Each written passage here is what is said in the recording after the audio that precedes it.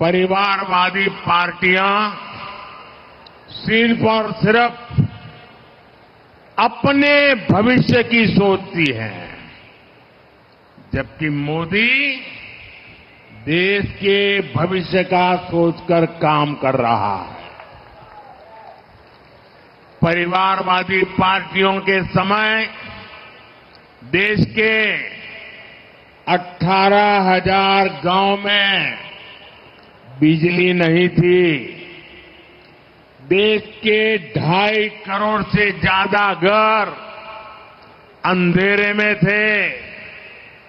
आप भी जानते हैं 21वीं सदी की बहुत बड़ी चुनौती एनर्जी सिक्योरिटी है।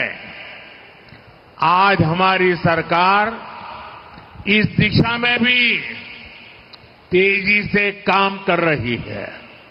अभी मैं कल्पाकम से ही वहीं से आ रहा हूं जहां भारत ने ऊर्जा क्षेत्र में आत्मनिर्भर बनने के लिए बड़ा कदम उठाया है। आज कल्पाकम में देश के पहले और made in India fast breeder reactor ने बिजली उत्पादन के लिए ऐतिहासिक पड़ाव पार किया है। तकनीकी भाषा में कहें तो आज इस परमाणु ऊर्जा केंद्र में कोर लोडिंग का आरंभ हो गया है। कुछ ही समय में इससे बिजली उत्पादन शुरू हो जाएगा। इस रिएक्टर के चालू होने के बाद भारत ऐसी टेक्नोलॉजी हासिल करने वाला दुनिया का दूसरा देश बन जाएगा। मैं सभी भारतवासियों को इस उपलब्धि के लिए बहुत बहुत बधाई देता हूं। குடும்ப அரசியல் பேசும் கட்சிகள் தங்களுடைய எதிர்காலத்தை பற்றி மட்டுமே சிந்திக்கின்றன. ஆனால் மோடி தேசத்தின் எதிர்காலத்தை பற்றி சிந்தித்து செயல்படுகிறேன். குடும்ப அரசியல் கட்சிகள் ஆட்சி செய்த காலத்திலே 18,000 கிராமங்களில் மின்சாரமே இருக்கவில்லை. தேசத்தின் 2.5 கோடிக்கும் அதிகமான வீடுகளில் இருள் சூழ்ந்திருந்தது. 21ஆம் நூற்றாண்டின் பெரிய சவால் என்று சொன்னால் எரிசக்தி பாதுகாப்பு, எனர்ஜி செக்யூரிட்டி என்பதை நீங்கள் நன்கறிவீர்கள். இன்று நமது அரசு இந்த திசையில் மிக விரைவாக செயலாற்றிக் கொண்டிருக்கிறது. நான் இப்போதுதான் கல்பாக்கத்திலிருந்து வருகிறேன். இங்கே எரிசக்தி துறையில் தற்சார்பு நிலையை அடையும் திசையில் பாரதம் பெரிய அடியை முன்வைத்திருக்கிறது. இந்த கல்பாக்கத்திலே தயாரிக்கப்பட்ட ஃபாஸ்ட் பிரீடர் அணு ஆலையானது மின்சார உற்பத்திக்காக வரலாற்று சிறப்புமிக்க நிலையை கடந்திருக்கிறது. தொழில்நுட்ப முறையிலே சொன்னால் இன்று இந்த அணுசக்தி மையத்தில் கோர் லோடிங் தொடங்கிவிட்டது. சில காலத்திலேயே இதன் மூலம் மின் உற்பத்தி தொடங்கப்பட்டுவிடும். இந்த அணு உலை தொடங்கப்பட்டிருப்பதற்கு பிறகு பாரதம் இப்படிப்பட்ட தொழில்நுட்பத்தை பெற்றிருக்கும் நாடுகளில் 2வது நாடாக ஆகிவிடும். இந்த சாதனைக்காக நான் பாரத நாட்டவர்கள் அனைவருக்கும் என் நல்வாழ்த்துக்களை தெரிவித்துக் கொள்ளுகிறேன். साथियों, जब संकल्प बड़े हो तो परिश्रम भी उतना ही ज्यादा करना पड़ता है। साल 2024 की शुरुआत अब उसको बहुत ज्यादा सप्ताह नहीं गुजरे हैं। अभी तो हम मार्च की शुरुआत में हैं, लेकिन ये कालखंड दिखाता है कि भारत अपनी ऊर्जा जरूरतें पूरी करने के लिए कितने बड़े स्केल पर काम कर रहा है। कुछ दिन पहले ही मैंने काकरापार परमाणु ऊर्जा केंद्र में स्थापित 1400 मेगावाट की क्षमता वाले 2 नए रिएक्टर राष्ट्र को समर्पित किए। आज ही तेलंगाना से अनेक पावर प्रोजेक्ट का शिलान्यास, उद्घाटन और लोकार्पण हुआ है। इसी कालखंड में तेलंगाना में 1600 मेगावाट के थर्मल पावर प्लांट का लोकार्पण हुआ है। झारखंड में 1300 मेगावाट के थर्मल पावर प्लांट का लोकार्पण हुआ है। यूपी में 1600 मेगावाट के थर्मल पावर प्लांट का शिलान्यास हुआ है।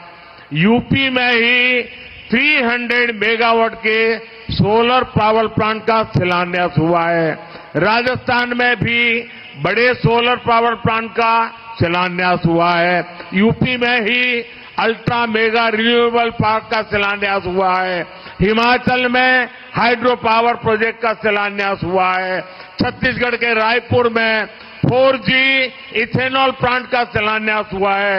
यूपी के नोएडा में सीवेज ट्रीटमेंट प्लांट से निकले पानी से ग्रीन हाइड्रोजन बनाने का काम शुरू हुआ है। ये मैं 50 दिन का हिसाब आपको दे रहा हूं। ये 50 दिन में सिर्फ एनर्जी के क्षेत्र में क्या काम हुआ है, मैं इसकी बात कर रहा हूं। विकास कैसे होता है, स्केल कितना बड़ा होता है, इसका अंदाज देश को आएगा। நண்பர்களே, மன உறுதிப்பாடு பெரியதாக இருக்குமானால் அதற்கேற்ப நமது உழைப்பும் பெரிய அளவுடையதாக இருக்க வேண்டும். 2024ஆம் ஆண்டு தொடங்கி சில வாரங்களே ஆகியிருக்கின்றன. ஆனால் இந்த காலகட்டத்தில் பாரதம் தனது எரிசக்தி தேவைகளை நிறைவு செய்து கொள்வதில் பெரிய வீச்சில் செயல்பட்டு வருகிறது. சில நாட்கள் முன்பாகத்தான் நான் காக்கராபார் அணுசக்தி மையத்தில் நிறுவப்பட்டிருக்கும் 1400 மெகாவாட் திறன் கொண்ட 2 புதிய ஆலைகளை தேசத்திற்கு அர்ப்பணித்து வந்திருக்கிறேன். இன்றுதான் தெலங்கானாவின் பல ஆற்றல் திட்டங்களுக்கான அடிக்கல் நாட்டப்பட்டன, திறந்து வைத்து மக்களுக்கு அர்ப்பணிக்கப்பட்டிருக்கின்றன. தெலங்கானாவில் 1600 மெகாவாட் அனல் மின் நிலையம் நாட்டிற்கு அர்ப்பணிக்கப்பட்டிருக்கிறது. ஜார்க்கண்டில் 1300 மெகாவாட் திறன் கொண்ட அனல் மின் நிலையத்திற்கு அடிக்கல் நாட்டப்பட்டிருக்கிறது. இதே ஊபியில் 300 மெகாவாட் திறன் கொண்ட சூரிய சக்தி ஆலைக்கும் அடிக்கல் நாட்டப்பட்டிருக்கிறது. உத்தரப்பிரதேசத்திலே 1600 மெகாவாட் திறன் கொண்ட அனல் மின் நிலையத்திற்கு அடிக்கல் நாட்டப்பட்டிருக்கிறது. ராஜஸ்தானத்திலும் கூட பெரிய சூரிய சக்தி ஆலைகளுக்கும் அடிக்கல் நாட்டப்பட்டிருக்கின்றன. ஊபியில் மிகப்பெரிய புதுப்பிக்கவல்ல எரிசக்தி பூங்காவிற்கு அடிக்கல் நாட்டப்பட்டிருக்கிறது. இமாச்சல பிரதேசத்தில் புனல் மின் நிலையத்தின் திட்டத்திற்கும் அடிக்கல் நாட்டு விழா நடந்தேறி இருக்கிறது. சத்தீஸ்கடிலே ராய்ப்பூரிலே 4G எத்தனால் ஆலைக்கு அடிக்கல் நாட்டப்பட்டிருக்கிறது.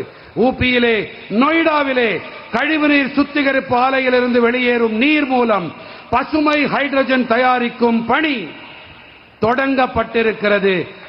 இது கடந்த சில நாட்களில் செய்யப்பட்டிருக்கும் அடிக்கல் நாட்டு விழா சிறப்பு விழாவுக்கான பட்டியலை மட்டுமே உங்களுக்கு அளித்திருக்கிறேன். साथियों, आप जरा एक बात मैं कहने जा रहा हूं, ध्यान से सुनिए। चेन्नई के लोग भी सुने, तमिलनाडु के लोग भी सुने और देश के लोग भी सुने।